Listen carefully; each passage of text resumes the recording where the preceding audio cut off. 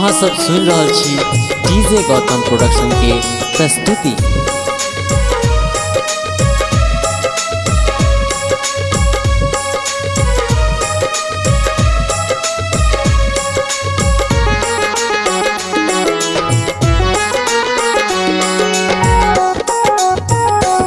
हम विनय करी स्वीकार करूं, हम विनय करी स्वीकार करूं।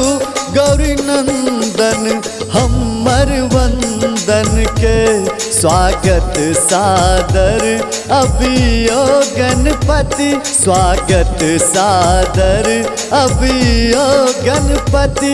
अहाँ सफल बनाबू पूजन के, हम विनय करी स्वीकार करूं। गौरी नंदन हमर वंदन के, हम विनय करी स्वीकार करूं।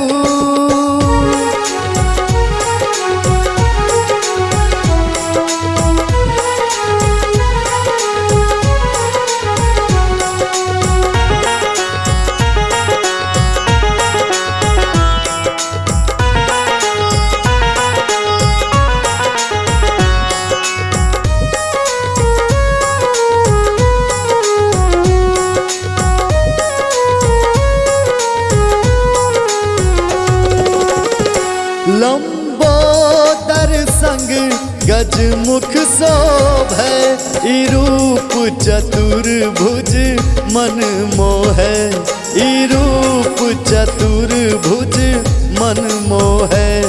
लंबोदर संग गजमुख शोभै, ई रूप चतुर्भुज मन मोहै। सद्ज्ञान बुद्धि के ज्ञान दियो, सद्ज्ञान बुद्धि के ज्ञान दियो। अज्ञान हरू में जन जन के, हम विनय करी स्वीकार करूं। गौरी नंदन हमर वंदन के, हम विनय करी स्वीकार करूं।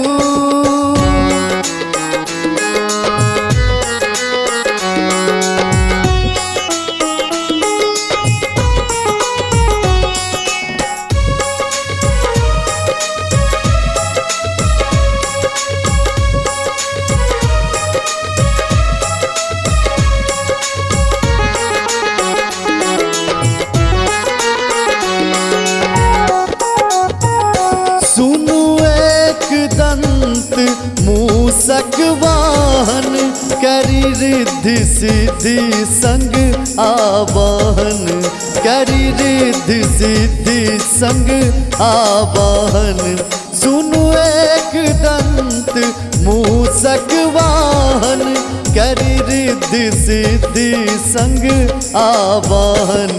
हे सुर नायक महादेव ललन, हे सुर नायक महादेव ललन। आबू देवा अंतर मन में, हम विनय करी स्वीकार करूं। गौरी नंदन हमर वंदन के, हम विनय करी स्वीकार करूं।